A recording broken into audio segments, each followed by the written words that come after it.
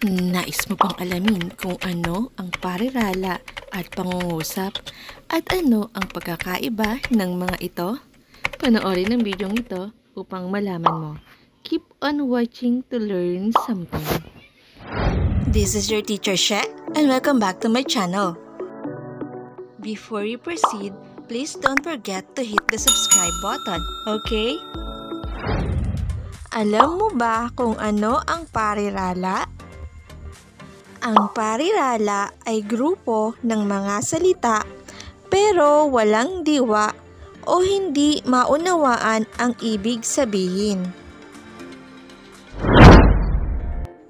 Halimbawa, ang pusa, sa itaas, aking kaibigan. Ito ang mga halimbawa ng parirala. Ano naman ang pangungusap? Ang pangungusap ay grupo ng mga salita na may buong diwa. Ito ay nagsisimula sa malaking letra at nagtatapos sa bantas. Maaring tuldok, tandang pananong, o tandang padamdam. Halimbawa, si Arman ay masipag. Sino ang masipag? Tama, si Arman. Ilarawan mo nga si Arman. Tama, masipag. Mga bata, nauunawaan niyo ba ang mga grupo ng salitang ito? Tama. Ito ay inyong nauunawaan dahil ito ay may buong diwa at ito ang halimbawa ng pangungusap. Pangalawa, saan ka pupunta? Nauunawaan niyo ba ito, mga bata? Tama, dahil ito ay pangungusap na nagpapahayag ng buong diwa. Pangatlo, yehey!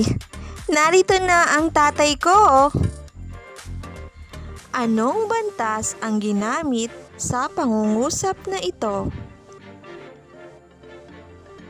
Tama, tandang padamdam. Dahil ito ay nagbibigay ng matinding damdamin dahil sa pag-uwi ng kanyang tatay.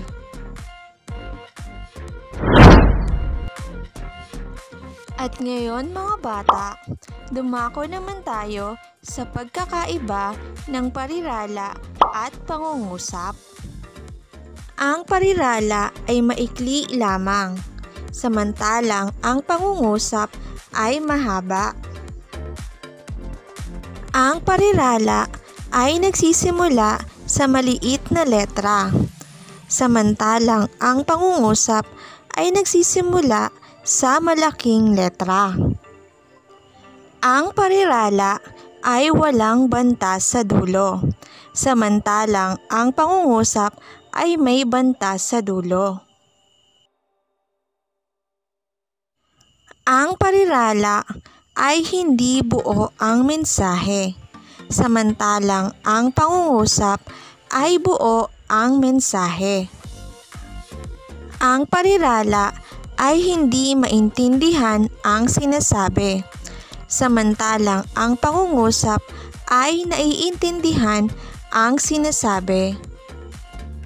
Ang parirala ay walang diwa o kahulugan, samantalang ang pangungusap ay buo ang diwa at kahulugan.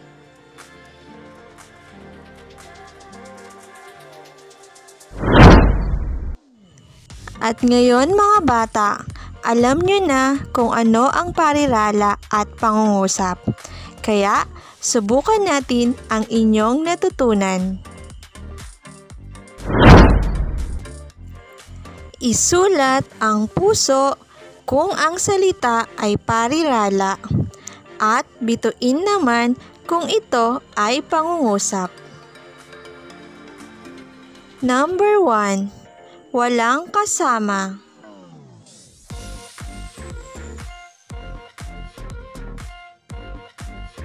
Tama.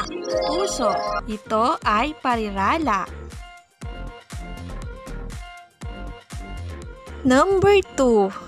Mabango ang bulaklak.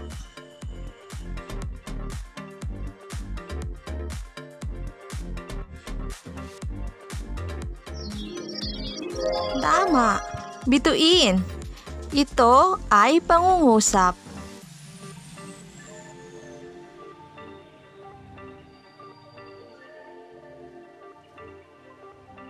Number 3. Sabihin mo.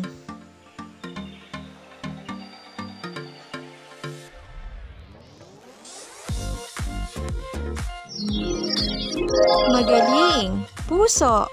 Ito ay parirala.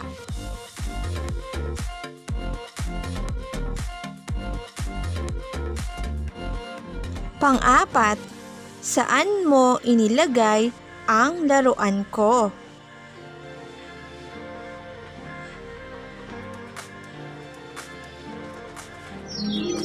Magaling. Bituin. Ito ay isang pangungusap.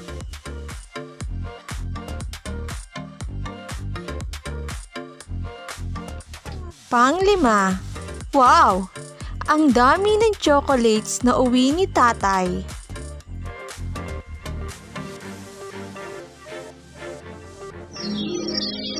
Mahusay. Bituin. Ito ay pangungusap. Thanks for learning with me. Subscribe to my channel for more educational videos. God bless us all. Bye!